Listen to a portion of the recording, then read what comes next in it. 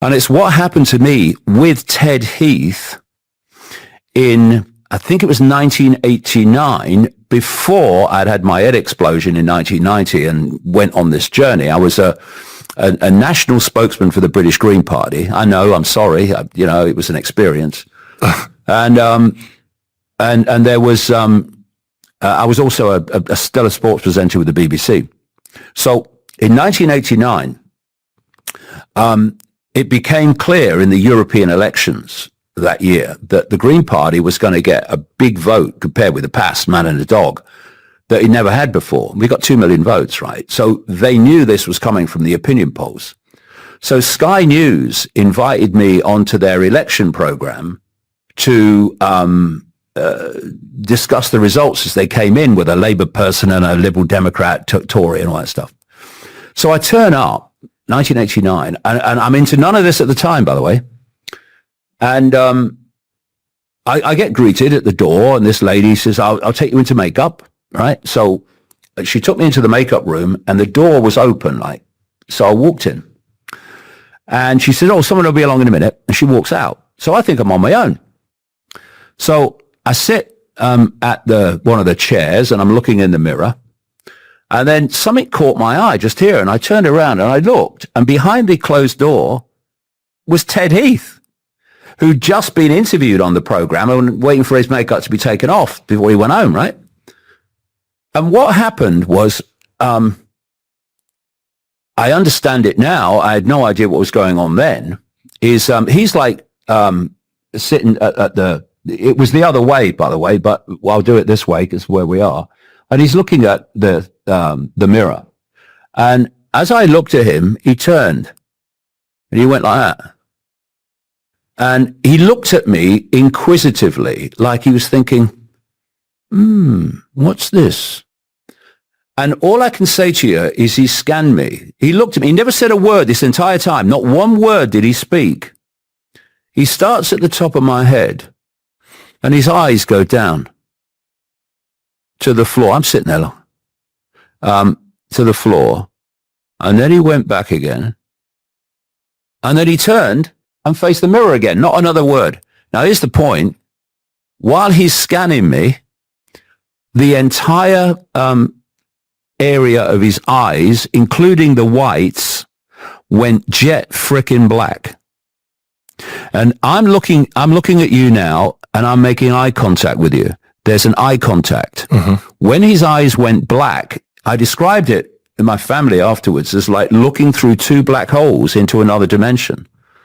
It's like it never ended. There was no eye contact to be made. His eyes weren't bloody there. And of course, that hit me very strongly, obviously, but I didn't understand it. And then when when would it be? It was kind of 96, maybe, something like that. I'd been in America and talking to nobody, as I talked about earlier.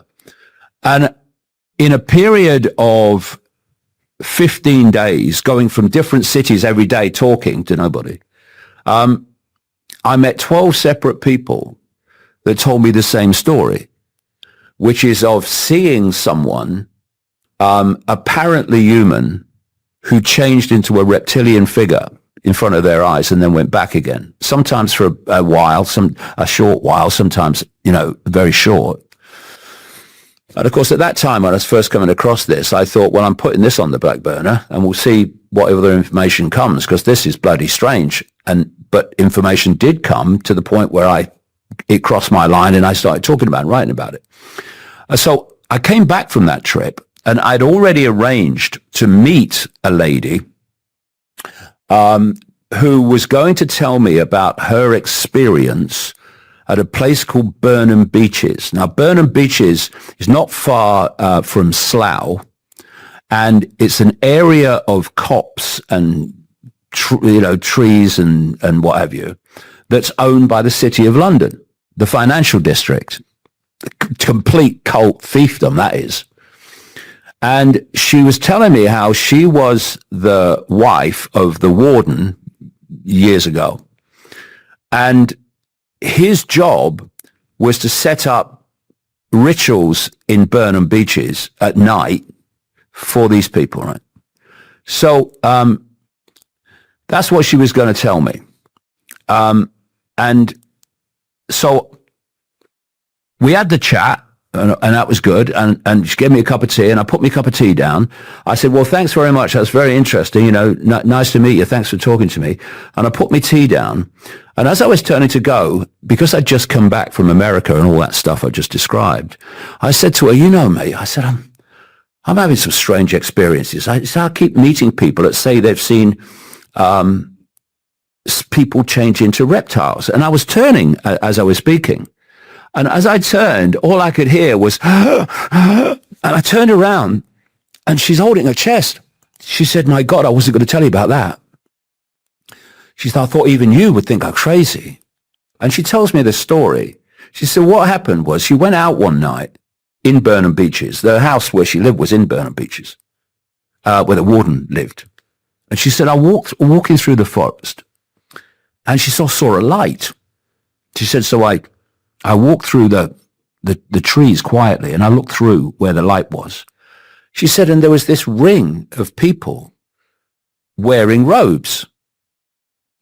She said, and the person conducting conducting the ritual in his robe was Ted Heath. She said, and standing next to him was a guy called Anthony Barber, who was Heath's Chancellor of the Exchequer. And about half an hour drive from Burnham Beaches is Chequers, the country home of the Prime Minister. He was Prime Minister at the time this was happening. She had this experience.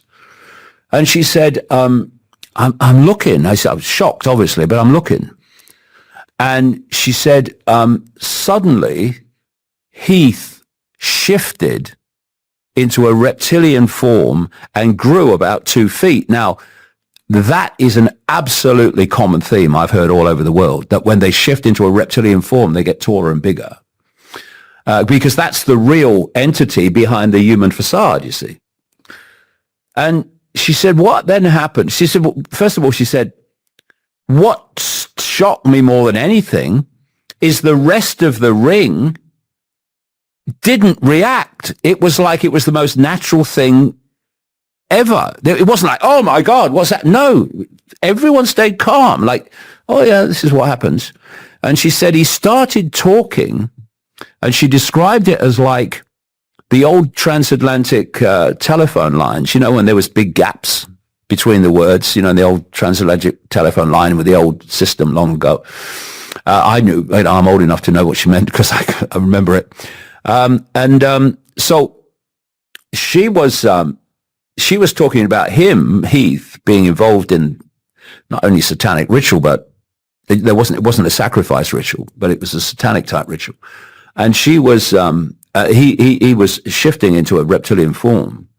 And this is the same guy that I experienced before any of this started hitting me in 1989.